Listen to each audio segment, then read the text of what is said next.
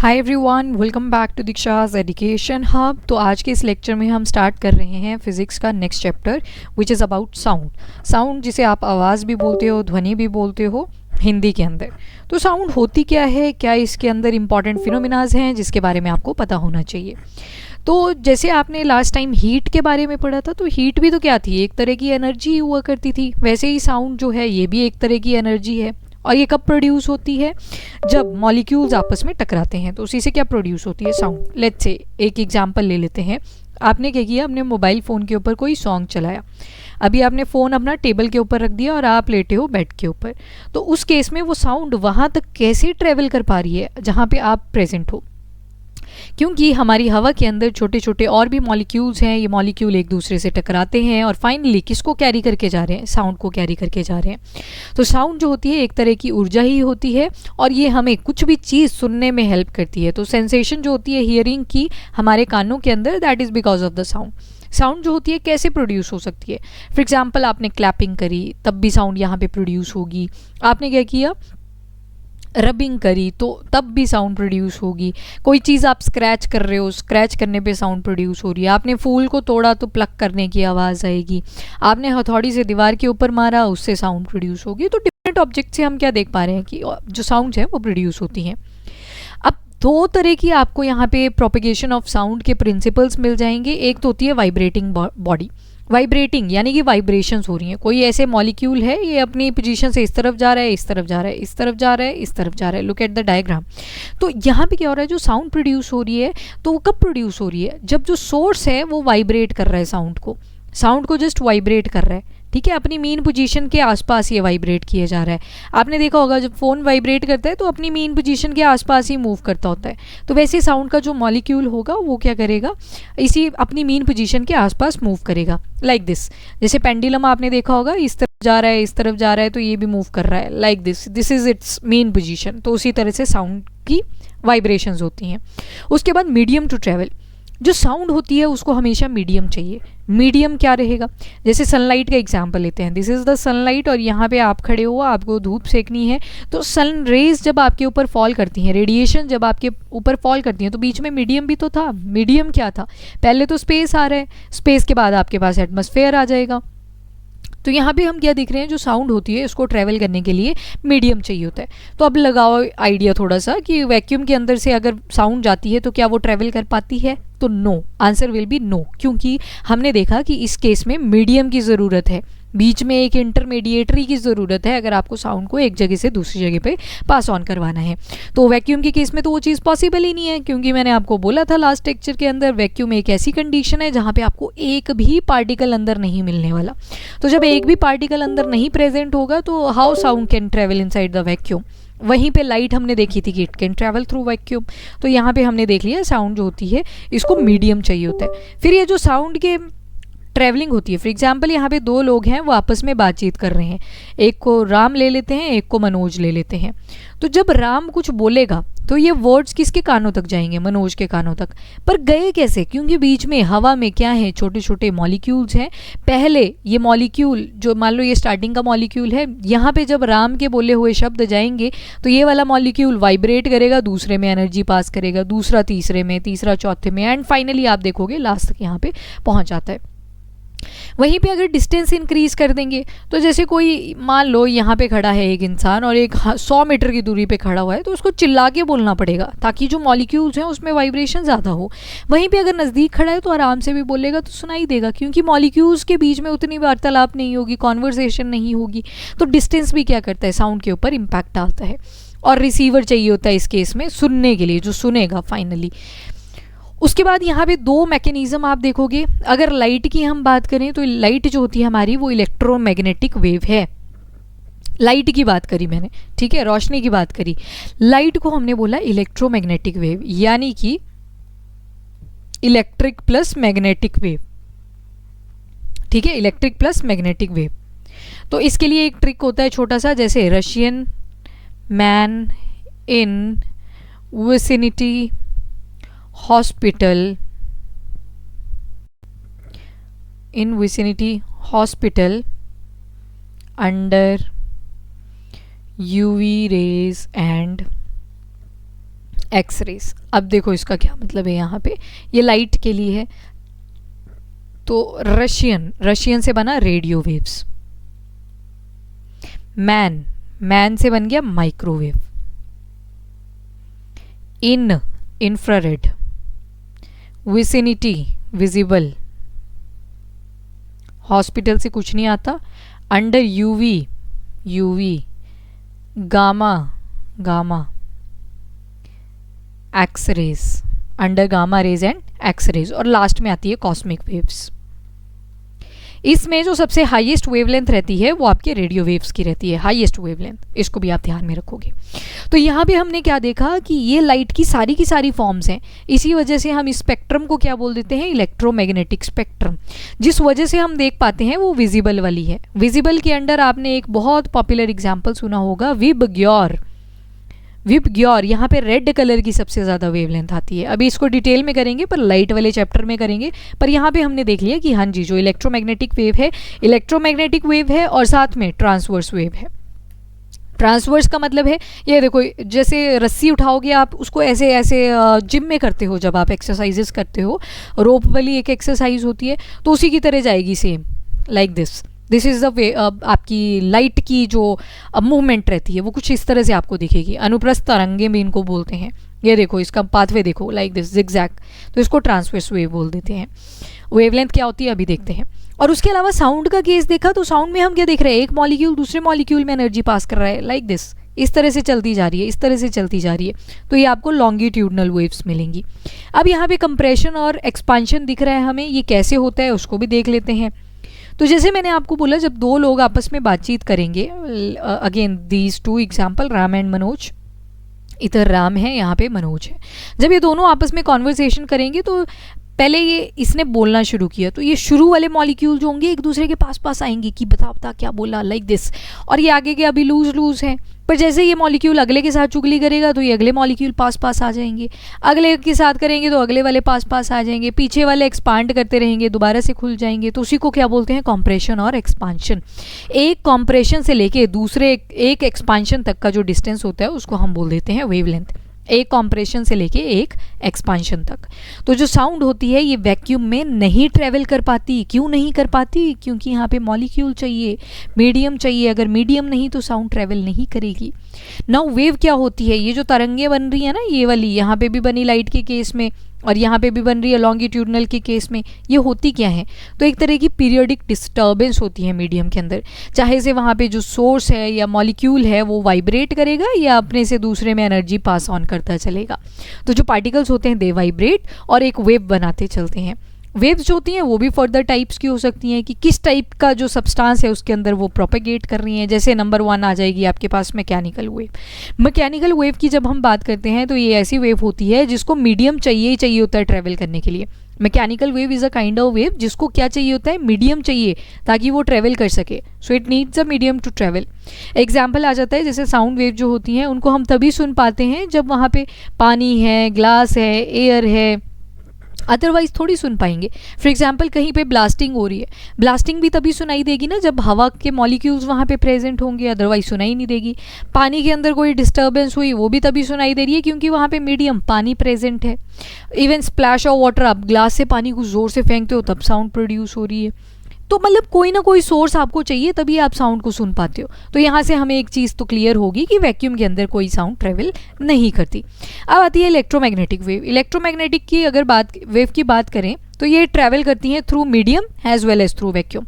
याद करो हमने लास्ट लेक्चर में भी पढ़ी थी ये चीज़ कि जो स्पीड होती है लाइट की वो होती है 3 × 10⁸ मीटर पर सेकेंड। कितनी ज़्यादा ये ट्रैवल कर सकती है। वहीं पे किलोमीटर्स में अगर लिखना होगा तो 3 × 10⁵ किलोमीटर पर सेकेंड हो जाएगी। तो ह्यूज स्पीड। तो जो आपकी लाइट होती है ये वैक्यूम से ट्रैवल कर पाती है, पर जो साउंड होती है it can not travel via vacuum. तो ये भी बहुत इंपॉर्टेंट पॉइंट है इसका। अब इसको थोड़ा सा वेवलेंथ के पर्सपेक्टिव से अंडरस्टैंड कर लेते हैं। अब देखो जब भी कोई वेव चलती है तो ऊपर वाला जो हिस्सा होता है उसको बोलते हैं क्रेस्ट। इस वाले हिस्से को बोलेंगे क्रेस्ट। वहीं पे जब एकदम से आवाज़ दब जाएगी तो नीचे की तरफ वो चली जाएगी, उसको हम बोलेंगे ट्रफ। उसको हम क्या बोल देते हैं, ट्रफ। वैसे फिर से क्रेस्ट और ट्रफ, क्रेस्ट और ट्रफ। मतलब ये जो आपकी एक्स एक्सिस है, इसके ऊपर जो भी वेव बन रही है उसको हम क्रेस्ट बोल रहे हैं, और इसके नीचे जो भी वेव बन रही है उसको हम ट्रफ बोल रहे हैं। कितनी हाइट है इस पर्टिकुलर क्रेस्ट की, उसको हम बोल देते हैं एम्पलीट्यूड। एम्पलीट्यूड क्या होता है? It is just a height, कितनी हाइट की वेव बन रही है हमारे पास क्रेस्ट, तो उसको बोल देंगे एम्पलीट्यूड। तो एक वेव जो है वो कैसे डिसाइड करेगा एम्पलीट्यूड की कितनी हाइट पे है, तो वो जो हाइट होगी that will represent the amplitude. Same is in case of trough. तो एक क्रस्ट और एक ट्रफ जब आपस में मिलता है तो उसको हम क्या बोल देते हैं? वेवलेंथ। तो वेवलेंथ क्या है यहाँ पे? क्रेस्ट और ट्रफ का मिक्सचर। वैसे लास्ट में जब हमने साउंड के बारे में पढ़ा तो साउंड में हमने क्या देखा था? एक कंप्रेशन, जिन मॉलिक्यूल्स के पास एनर्जी होगी, कौन सी एनर्जी? Sound energy. और दूसरा आएगा एक्सपांशन, तो उससे भी क्या बन रही है? एक वेवलेंथ बन जा रही है। ठीक है, तो देखो अब एम्पलीट्यूड अगर कम होगा, एम्पलीट्यूड अगर कम है तो आपने आराम से बोला। लाउडर कब होगा? यहाँ से पता लग रहा है ये लाउडर है, क्योंकि एम्पलीट्यूड देखो कितना ऊपर चला गया, तो इट रिप्रेजेंट लाउडनेस, बहुत ज़ोर से बोला है। अगर पिच मतलब आवाज़ ज़्यादा श्रिल वाली नहीं है, बड़ी दबी हुई सी आवाज़ है, तो उस केस में देखो काफ़ी ब्रॉड सा बन रहा है, मतलब दबा हुआ बन रहा है। पर वहीं पे श्रिल है आवाज़, जैसे लड़कियों की आवाज़ होती है, श्रिल होती है, काफ़ी ऐसे तीखी सी होती है। तो ये देखो जहाँ पे ये मान लो लोअर पिच वाले लड़के हैं, बॉयज़ हैं, लड़कों की जो पिच होती है ना आवाज़ की, वो दबी हुई सी नहीं बोलते, तो जो बॉयज़ होते हैं उनकी पिच जो होती है वो कम होती है, कम तीखी आवाज़ होती है। वहीं पे लड़कियों की हायर पिच होती है। तो जहाँ पे लड़के ने बोला राम, यहाँ पे लड़कियाँ बोल जाएंगी राम सीता, लाइक दिस। मतलब उतने ही डिस्टेंस में लड़कियों ने ज़्यादा वर्ड्स बोल दिए, और ऊपर से आवाज़ होती है वो काफ़ी श्रिल होती है। एम्पलीट्यूड आप देख सकते हो कम आएगा in case of the mails. अब वेव्स जो होती हैं और कैसे कैसे टाइप्स की हो सकती हैं, let us try to understand that. कि पार्टिकल कैसे मूव कर रहे हैं उसके बेसिस पे भी हम देख सकते हैं टाइप ऑफ वेव्स। जैसे एक आती है हमारे पास लॉन्गिट्यूडनल। लॉन्गिट्यूडनल वो वाली वेव आएगी जिसमें जो पार्टिकल्स होंगे वो टू एंड फ्रो मूव करेंगे, जैसे पेंडुलम नहीं होता, लाइक दिस। इस तरह से पार्टिकल जो होंगे वो वाइब्रेट करेंगे like this, to and fro movement रहेगी। तो ये जो लॉन्गिट्यूडनल वेव होती है इसके दो हिस्से होते हैं, एक होता है कंप्रेशन और एक होता है रैरिफैक्शन। कंप्रेशन कुछ नहीं, जब यहाँ से राम ने बोला तो पहले वाले मॉलिक्यूल वाइब्रेट करेंगे, इन दोनों ने अपनी एनर्जी आगे पास कर दी, फिर ये वाइब्रेट करेंगे, आगे पास कर दी, ये वाइब्रेट करेंगे, वाइब्रेट करते करते एक दूसरे के पास भी आ जाएंगे, क्लोज भी आ जाएंगे। तो जब भी ये क्लोज आएंगे मतलब कंप्रेस हो रहे हैं, सिकुड़ रहे हैं, तो that phenomena is known as compression. और वहीं पे जब दूर दूर जा रहे हैं एक दूसरे, तो that phenomena is known as rarefaction. तो कंप्रेशन क्या हो गया? जब पार्टिकल जो होंगे एक दूसरे के क्लोज आएंगे, और वॉल्यूम जो होगा अल्टीमेटली डिक्रीज कर जाएगा, प्रेशर वहाँ पे इंक्रीज कर जाएगा। सोचो एक बॉक्स है, उसके अंदर बड़ी सारी गैस भरी हुई है, तो वो फट जाएगा ना एक टाइम पे, क्यों? क्योंकि अंदर प्रेशर डेवलप हुए जा रहा है।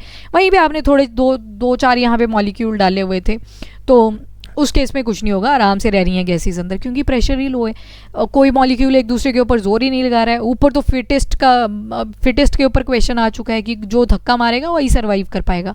सारे मॉलिक्यूल एक दूसरे पे धक्का मार रहे हैं, प्रेशर अल्टीमेटली इंक्रीज कर रहा है। तो कंप्रेशन के केस में हम क्या देख रहे हैं? जो मॉलिक्यूल हैं वो एक दूसरे के क्लोज आ रहे हैं, और क्लोज आने के साथ साथ जो पार्टिकल्स हैं क्लोज तो आए, तो प्रेशर क्या कर रहा है? जब क्लोज आ रहे हैं तो प्रेशर इंक्रीज कर जा रहा है, पर वहीं पे वॉल्यूम डिक्रीज कर जा रहा है। और बॉयल लॉ आप पढ़ते हो, P is inversely relation to V. ठीक है, जब प्रेशर इंक्रीज करता है वॉल्यूम डिक्रीज कर जाता है। इसको बॉयल्स लॉ बोलते हैं, बॉयल्स लॉ। ठीक है, बॉयल्स लॉ बोलते हैं इसको केमिस्ट्री की टर्म्स में। और रैरिफैक्शन वाला फिनोमेना बिल्कुल उल्टा हो जाएगा। जब पार्टिकल क्लोज नहीं रहे, अब लूज हो गए, दूर दूर चले गए एक दूसरे से, तो वॉल्यूम जब दूर जाएगी कोई चीज़ें तो ज़्यादा स्पेस वो ऑक्यूपाई करेंगे, वॉल्यूम यहाँ पे इंक्रीज कर जाएगा। पर P is inverse relation to V, V अगर इंक्रीज कर रहे हैं तो प्रेशर डिक्रीज कर जाएगा, क्योंकि कोई किसी को धक्का नहीं मार रहा, सारे दूर दूर बैठे हुए हैं। तो जो साउंड है ये कैसी वेव है? एक तरह की लॉन्गिट्यूडनल वेव है। ठीक है, हमने स्टार्टिंग में भी तो देखा, ये देखो ये लॉन्गिट्यूडनल है, अनुदैर्ध्य तरंगे भी जिनको हम बोलते हैं। तो साउंड जो है it is a kind of longitudinal wave. To and fro यहाँ पे पार्टिकल्स का मोशन रहता है, कंप्रेशन और रैरिफैक्शन दोनों देखने को मिलेंगे। एंड मैकेनिकल वेव होती है, मतलब इनको मीडियम चाहिए होता है to travel. Mechanical wave needs a medium to travel. तो मैकेनिकल वेव जितनी भी होती हैं उनको मीडियम चाहिए ही चाहिए होता है, हैंस ये वैक्यूम से कभी भी ट्रैवल नहीं करती। अब आती है आपकी लॉन्गिट्यूडनल वेव। ये देख लो दोबारा से, यहाँ पे देखो मॉलिक्यूल आपको नज़दीक मिलेंगे। कंप्रेशन मतलब मॉलिक्यूल एक तो क्या है? नज़दीक है, नियर है, दूसरा, प्रेशर यहाँ पे इंक्रीज होगा और P is inversely relation to V, तो वॉल्यूम अल्टीमेटली डिक्रीज कर जाएगा। रारिफेक्शन के केस में अब देखो मॉलिक्यूल जो है वो एक दूसरे से दूर दूर हैं, तो मॉलिक्यूल जो है वो एक दूसरे से फार अपार्ट हैं, तो प्रेशर यहाँ पे डिक्रीज कर चुका है क्योंकि यहाँ पे वॉल्यूम ऑलरेडी इंक्रीज कर चुका है, तो सारे मॉलिक्यूल एक दूसरे से दूर दूर हैं। तो एम्पलीट्यूड क्या है, हर एक वेव की जो हाइट आ रही है दैट इज द एम्पलीट्यूड। एक कंप्रेशन प्लस एक रारिफेक्शन, रारिफेक्शन इज सॉर्ट ऑफ एक्सपांशन, जब मॉलिक्यूल एक दूसरे से दूर जा रहे हैं तो एक्सपांशन को ही हम रारिफेक्शन बोल रहे हैं। तो उस केस में क्या हो रहा है, हमारे पास बन रही है लॉन्गिट्यूडनल वेव। उसके बाद ट्रांसवर्स वेव, जिसमें हमने क्या एग्जाम्पल देखा था, लाइट का एग्जाम्पल देखा था। Light is electromagnetic wave. Electromagnetic wave जो होती है वो आपकी ट्रांसवर्स होती है नेचर में, जहाँ पे पार्टिकल ऊपर और नीचे ट्रेवल कर रहे थे, ठीक है, जैसे आप रस्सी को ऐसे ऐसे चलाते हो ना, लाइक दैट, ऊपर जा रहा है पार्टिकल, नीचे आ रहा है, ऊपर जा रहा है, नीचे आ रहा है, लाइक दिस। तो यहाँ पे क्रेस्ट और ट्रफ बनते हैं। क्रेस्ट जो होता है वो एक्स एक्सिस के ऊपर वाला हिस्सा, ट्रफ नीचे वाला हिस्सा। जो रेज्ड वाला पार्ट होता है उसको हम क्रेस्ट बोल देते हैं, जो डिप्रेस्ड पार्ट होता है उसको हम ट्रफ बोल देते हैं। तो एलिवेशन जो होती है वेव के अंदर, यानी कि ऊपरी जो हिस्सा होता है किसी भी वेव का दैट इज क्रेस्ट, और जो नीचे वाला डिप्रेशन वाला पार्ट होता है दैट इज ट्रफ, उसको हम क्या बोल देंगे, उसको हम ट्रफ बोल देते हैं। तो जो लाइट है it is an electromagnetic and transverse wave, और इसमें क्रेस्ट और ट्रफ बनते हैं, और ये वैक्यूम से भी पास कर जाती है light. Sound can't travel through the vacuum. उसके बाद ये देखो ट्रांसवर्स वेव की भी दिखा दी कि कैसे वेवलेंथ बनी है। तो ये ऊपर वाला जो हिस्सा है इसको हम बोलेंगे क्रेस्ट, नीचे वाले हिस्से को हम बोलेंगे ट्रफ। एम्पलीट्यूड होगा कि कितनी हाइट का है ये देखो, और एक क्रेस्ट और एक trough will make one wavelength. तो इसी तरह से ये पीक होती है, जो टिप होती है बिल्कुल चोटी पे जाओगे तो that is known as peak. तो एक कंप्लीट साइकिल कब होती है, जब एक क्रेस्ट और एक ट्रफ कंप्लीट हो जाता है। तो that led to the formation of one complete cycle. और यहाँ पे जो पार्टिकल्स होते हैं वो एक दूसरे के परपेंडिकुलर मूव कर रहे होते हैं। एक तरफ तो डायरेक्शन है इनकी, जिस डायरेक्शन में जा रहे हैं ये एक दूसरे के 90 डिग्री पे होते हैं। दो फिनोमेना है ना, इलेक्ट्रिक ऊपर की तरफ को आएगा और मैग्नेटिक, तो दोनों परपेंडिकुलर चल रहे हैं एक दूसरे पे 90 डिग्री। तो टू इस तरह से लाइक दिस, ठीक है। और जो वेव है वो बनती है ट्रांसवर्स। तो ट्रांसवर्स आपने कहाँ पे देखी, लाइट के केस में देखी, और साउंड की कौन सी देखी, लॉन्गिट्यूडनल देखी, तो वो भी आप ध्यान रखोगे। नाउ वेव के और क्या क्या कैरेक्टरिस्टिक्स होते हैं, तो ऑसिलेशन होता है कि अब जो पार्टिकल है वो ऐसे टू एंड फ्रो मूव कर रहा है ना, तो अपनी मीन पोजीशन से बार बार जा रहा है, क्रॉस कर रहा है, तो एक कंप्लीट मूवमेंट होती है पार्टिकल्स की अबाउट दियर मीन पोजीशन के, लाइक दिस, मेन पोजीशन से बार बार जा रहा है, तो that is known as oscillation. उसके बाद आता है एम्पलीट्यूड। एम्पलीट्यूड जो होता है ये मैक्सिमम डिस्प्लेसमेंट कितना हो सकता है पार्टिकल का अपनी मेन पोजीशन से किसी भी डायरेक्शन के अंदर, उसको बोलेंगे एम्पलीट्यूड। तो अभी देखा आपने क्रेस्ट का भी बन रहा था, ट्रफ का भी बन रहा था, हम एक्सिस से देख रहे थे, ये आ जाएगा एम्पलीट्यूड। कितना मैक्सिमम डिस्प्लेसमेंट, कितनी हाइट अटेन कर पा रही है हमारी वेव। फिर आती है फ्रीक्वेंसी। फ्रीक्वेंसी आपको जिसको न्यू से भी रिप्रेजेंट करते हो, तो ये रिप्रेजेंट करता है कि कितनी साउंड वेव्स प्रोड्यूस हुई पर सेकंड के अंदर। और जो हमारी फ्रीक्वेंसी होती है ये इनवर्स रिलेशन में होती है टाइम के, तो इसकी जो यूनिट आती है वो है सेकंड इनवर्स, और अलॉन्ग विद दिस फ्रीक्वेंसी को जो SI यूनिट हम लेते हैं वो होती है हर्ट्स बोलते हैं इसको। तो फ्रीक्वेंसी क्या हुई कि कितनी साउंड वेव्स प्रोड्यूस हो रही हैं एक सेकंड में। उसके अलावा टाइम पीरियड अगर देखोगे तो कितना टाइम लिया एक कंप्लीट ऑसिलेशन करने में, तो टाइम का जो यूनिट रहेगा दैट इज सेकंड। फ्रीक्वेंसी का भी मैंने सेकंड बोला पर वो सेकंड इनवर्स है, क्योंकि frequency is inverse relation to time, ये भी ध्यान रखना। तो ये तरंगों की हमने विशेषताएं देख ली। अब देखते हैं वेवलेंथ क्या होती है। तो दो कॉन्सिक्यूटिव जो क्रेस्ट हैं और ट्रफ हैं उनके बीच का जो डिस्टेंस होता है उसको हम क्या बोलते हैं, we call it as wavelength. इसको हम लैम्डा से जो है डिनोट कर देते हैं। वेलोसिटी क्या होती है, तो कितनी स्पीड से वेव ट्रेवल करती है उसको हम डिनोट कर देते हैं v से। और रिलेशन क्या आता है हमारे पास फ्रीक्वेंसी, टाइम पीरियड और वेलोसिटी के बीच में, तो frequency is equal to v lambda v, like this we can represent it. आगे देखेंगे कौन कौन से कैरेक्टरिस्टिक्स हैं, और भी ज़्यादा साउंड के मैक वगैरह हम देखेंगे, पर देखेंगे नेक्स्ट लेक्चर के अंदर। अभी के लिए इतना ही। If you like the video do like and share as well as subscribe the channel. Thank you everyone, have a nice day, keep studying, keep watching.